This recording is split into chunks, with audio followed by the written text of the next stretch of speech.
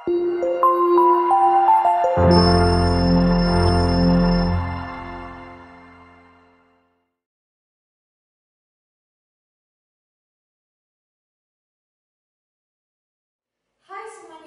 pagi, selamat siang, selamat sore, selamat malam adik-adik Genius.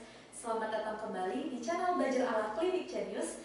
Tentunya kita akan belajar matematika bersama Kak Asri. Nah, di video kali ini kakak akan bahas materi terkait rumus trigonometri untuk sudut pertengahan.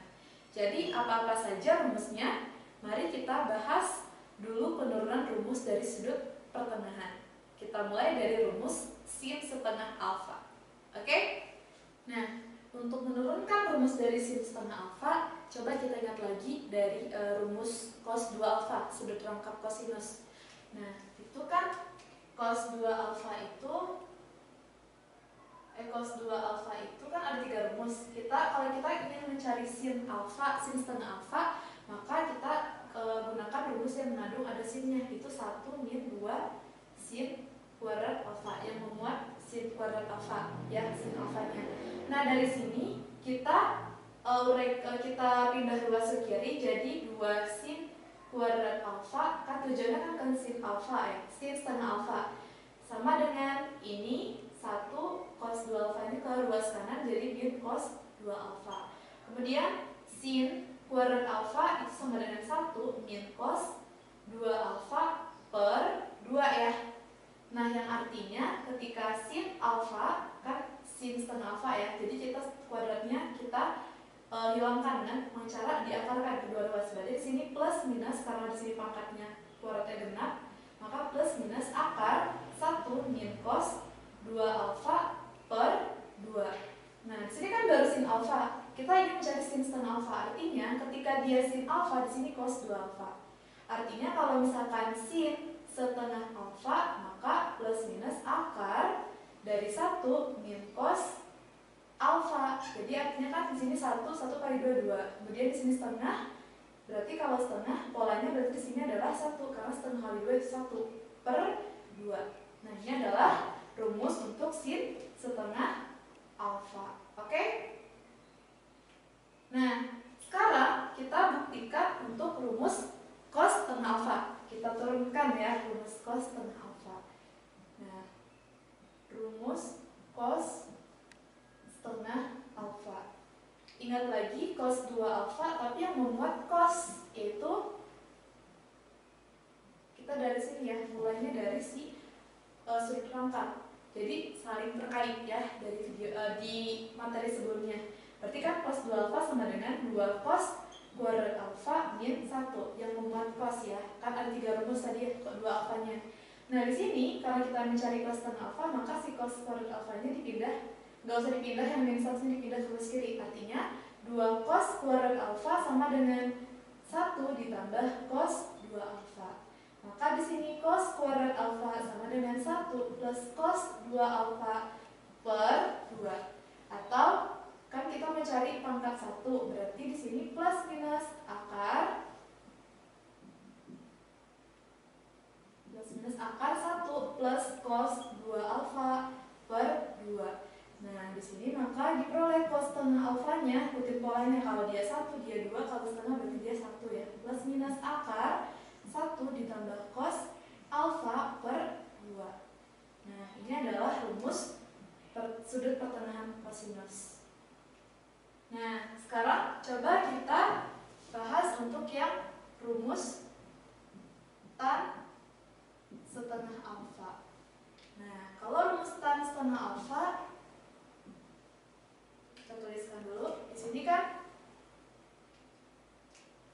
tan setengah alfa, ingat lagi tan itu kan perbandingan sin dan cos. Artinya sin setengah alfa per cos setengah alfa. Ya, berarti kita gunakan sin setengah alfa tadi ini kan ya, plus minus akar 1 min cos alfa per 2 per plus minus akar, kalau cos setengah alfa 1 ditambah cos alfa per 2.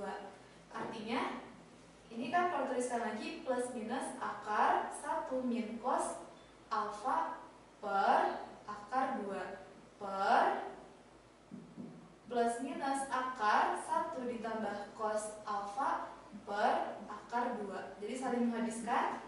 Kemudian bersisalah plus minus, digabung aja akarnya ya, langsung 1 min cos alfa per 1 ditambah cos alfa. Ini adalah rumus tan setengah alfa.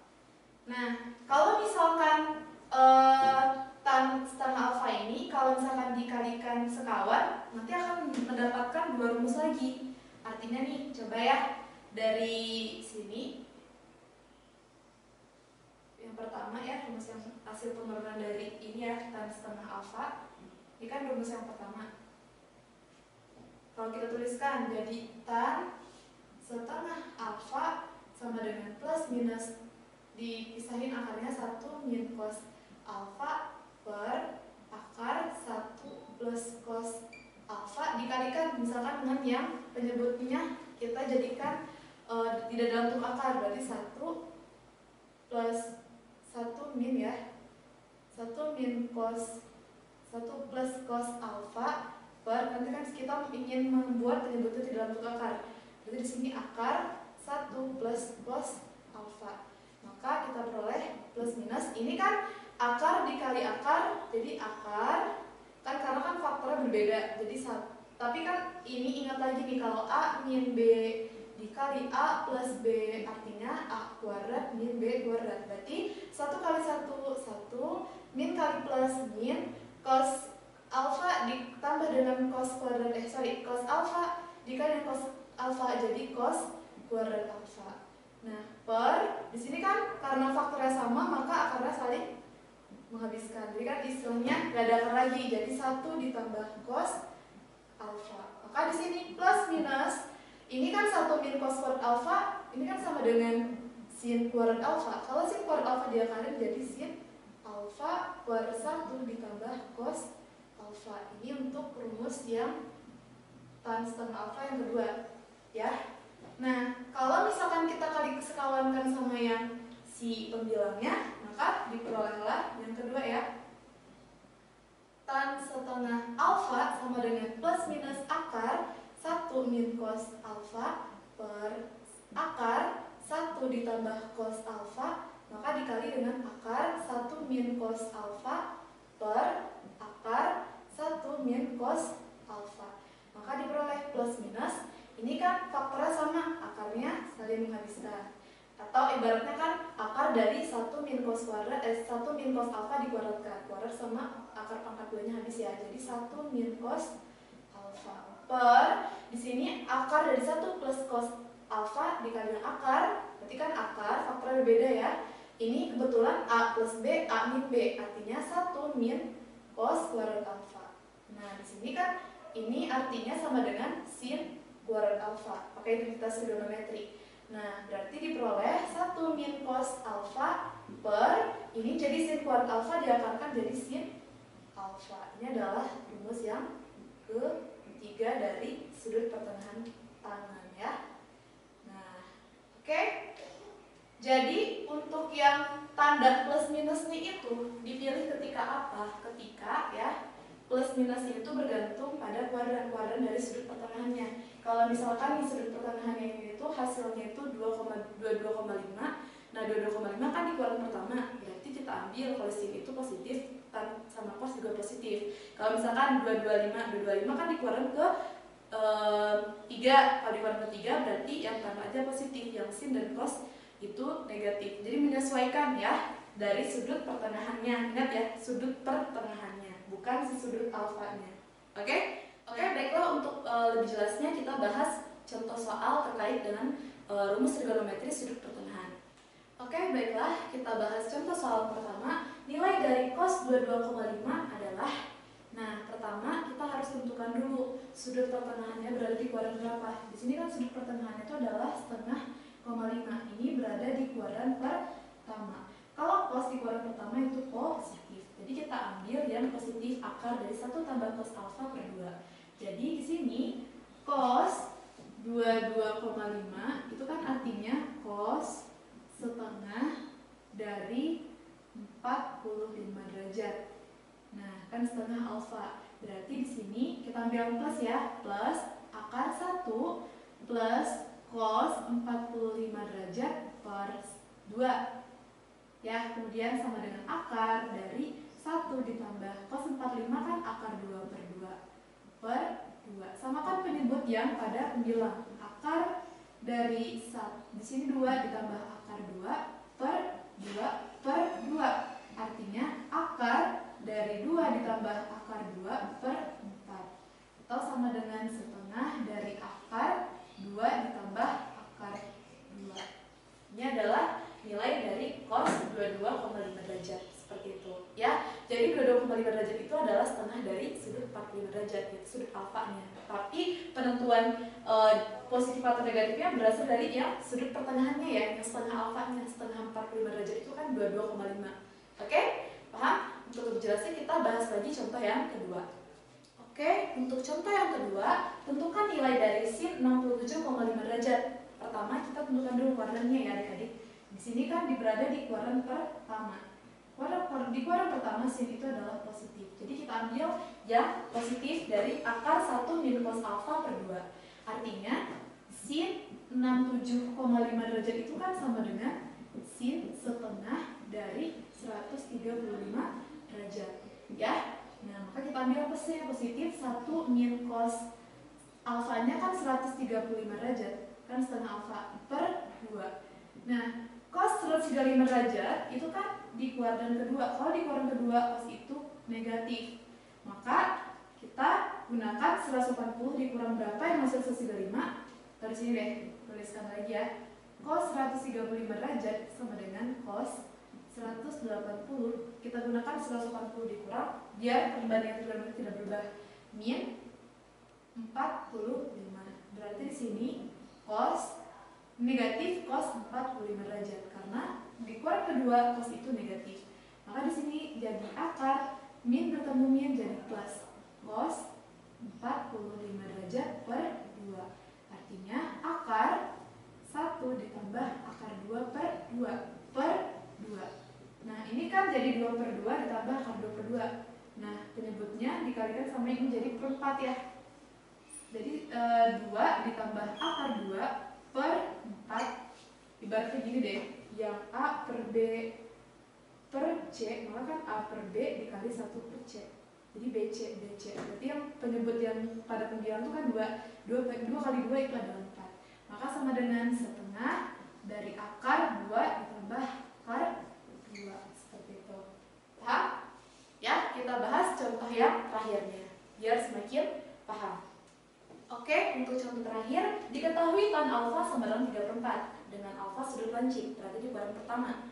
Nah, nilai dari sin setengah alfa adalah, oke, kita lihat dulu, kita harus tahu dulu dari sin si alfanya, sudut alfanya itu berapa? Kan sudut lancip. Berarti kalau dia sudut lancip dibagi dengan 2, berarti kan ini semakin istilahnya kan sudah sudut lancip itu di kuadran pertama dibagi dengan 2 pasti tetap di kuadran pertama. Artinya kita gunakan yang positif karena di kuadran pertama. Nah, sekarang kita tuliskan sin setengah alfa itu sama dengan akar 1 min cos alfa per 2. Nah, cos alfanya kan kita nggak tahu berapa. Cos alfanya kita gunakan apa yang diketahui. Di sini ketahui tan alfa 3/4. Tan alfa itu kan perbandingan sisi depan per sisi samping. Kalau kita gambarkan pada segitiga baru ya, di sini sudut alfanya. Di sisi depannya 3, sampingnya 4, maka di sini miringnya 5. Maka kita balas ya. Maka di sini diperoleh cos alfanya sama dengan sisi samping 4 plus sisi miring 5. Nah, di sini diperoleh bahwa akar dari 1 min 4/5 per 2. Artinya 1 itu kan biar penyebutnya 5 per 5. 5 dikurangi 4 jadi 1 per 5 per 2. Artinya akar dari 1 per 10 atau 1 per akar 10. Nah, ini kan masih belum real ya, belum rasional si penyebutnya, maka kita rasionalkan. Dikali dengan akar 10 per akar 10 diperoleh akar 10 per 10. Itu adalah sin setengah alfanya, seperti itu. Oke, cukup sekian pembahasan materi terkait rumus trigonometri untuk sudut pertengahan. Nah, pada intinya rumus trigonometri ini saling terkait satu sama lain. Jadi sebenarnya kan ini rumus trigonometri untuk sudut pertengahan ini adalah penurunan dari rumus trigonometri untuk sudut rongkap dan sudut rongkap dari rumus-rumus sebelumnya. Jadi itu saling berkaitan. Nah, dan juga konsep-konsep prasyarat yang harus adik-adik kuasai ketika menyelesaikan soal terkait trigonometri yang dipelajari di kelas 11. Ingat-ingat lagi konsep-konsep yang sudah dipelajari pada materi trigonometri di kelas 10. Contohnya kayak sudut berelasi, kemudian perbandingan trigonometri yang sin adalah depan per miring, kemudian cos adalah samping per miring, dan tan adalah depan per samping, kemudian sudut-sudut berelasi, kemudian perbandingan dari sudut-sudut istimewa, kayak misalkan sin 90 itu berapa, seperti itu. Tolong dikuasai lagi, tolong dibaca lagi, dan tolong dipahami lagi, agar lebih mudah mengerjakan soal-soal terkait trigonometri yang adik-adik pelajari di kelas 11. Oke? Nah, terima kasih sudah meluangkan waktunya untuk belajar matematika bersama Kak Asri. Nantikan dan tonton video-video pembelajaran lainnya di Belajar Ala Klinik Genius. Jangan lupa tekan tombol subscribe dan lonceng untuk mendapatkan update video terbaru dari kita. Like juga ya video ini dan share sebanyak-banyaknya ke teman-teman adik lainnya. Kalau ada pertanyaan silahkan ditulis di kolom komentar. Oke? Jangan lupa bahagia, sampai jumpa di video selanjutnya. Salam Genius!